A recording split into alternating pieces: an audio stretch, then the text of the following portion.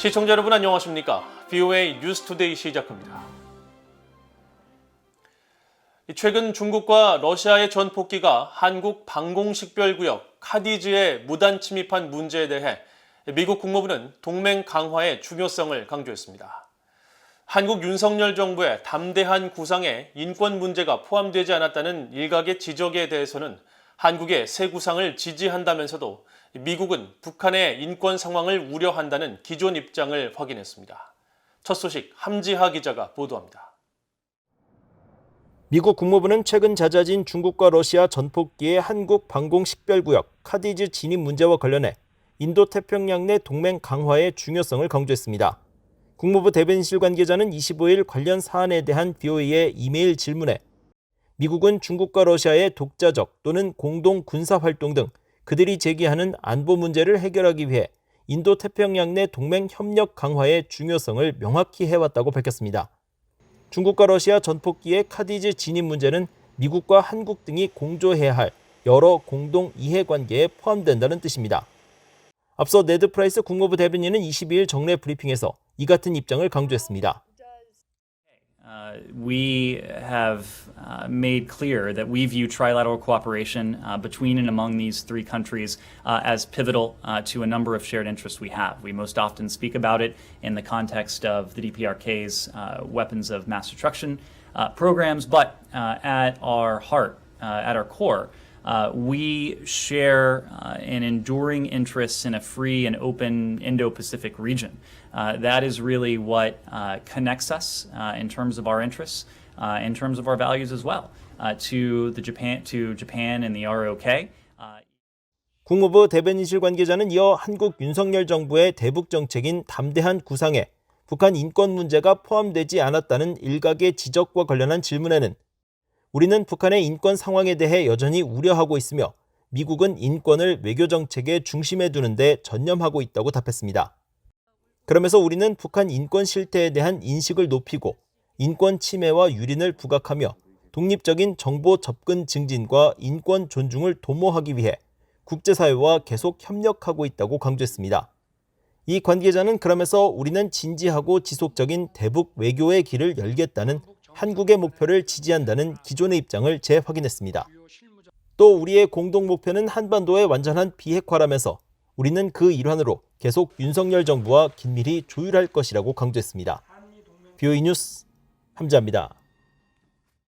한국과 중국이 수교 30주년을 맞은 가운데 중국에 대한 미한일 3국 국민들의 부정적 인식이 역대 최고 수준을 보이고 있습니다.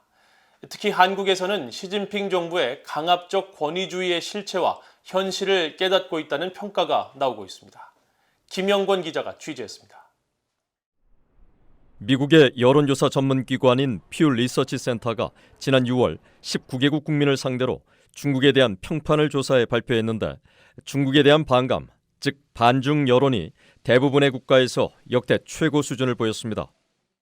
특히 일본은 가장 높은 87%를 기록했고 이어 호주가 86%, 미국과 한국 역시 각각 82%와 80%로 나타났는데 중국 시진핑 정부의 인권 탄압과 군사력 강화, 무역 경쟁, 이웃 국가에 대한 강압적 외교 행태 등이 주요 이유로 꼽혔습니다.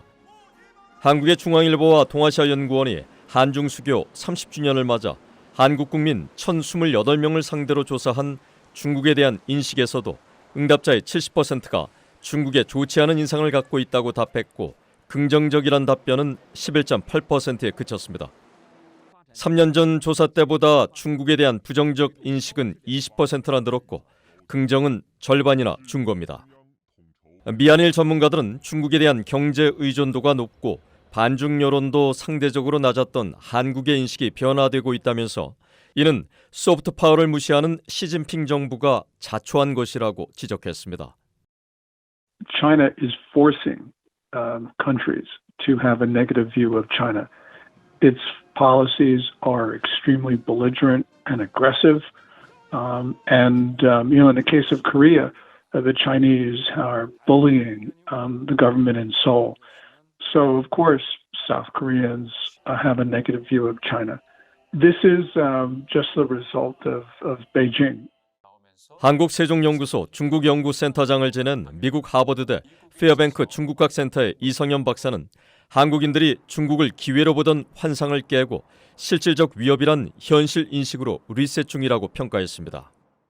위협이라기보다는 기회로 봤던 한국인들이 이제는 중국에마저도 등을 돌리기 시작하고 중국의 일방주의에 그리고 중국이 어떤 강대국화되면서 다시 과거의 중화주의로 다시 돌아가는 듯한 그런 모습에서 강대국이 약소국을 다루는 분리하는 그런 모습에서 한국마저 등을 돌리게 된다라는 것은 중국의 소프트 파워에 있어서의 어떤 마지노선이 무너지고 있는 것은 아닐까. 전문가들은 특히 고고도 미사일 방어 체계 사드와 관련한 경제 보복 등 중국의 강압적 외교 행태뿐 아니라 홍콩 민주화 탄압, 신장 위구르족 학살 등을 보면서 젊은 세대들은 중국이 겉과 속이 모두 같은 권위주의 체제이고 인권을 탄압하는 사회주의 국가란 실체를 깨닫게 됐다고 지적했습니다.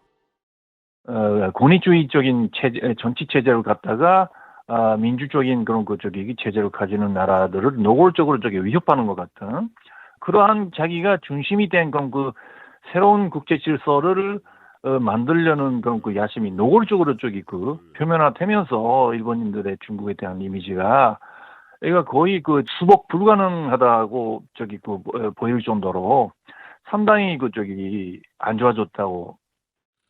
미한일 전문가들은 시진핑과 푸틴이 모두 권위주의 독재 체제를 강화하면서 북한의 김정은 국무위원장에게도 변화보다 권위주의 체제를 더 독려하고 엉뚱한 자신감마저 심어주고 있다면서 이런 지정학적 상황은 변화를 갈구하는 북한 주민들에겐 불행한 일이라고 지적했습니다. 뷰이 뉴스 김영권입니다.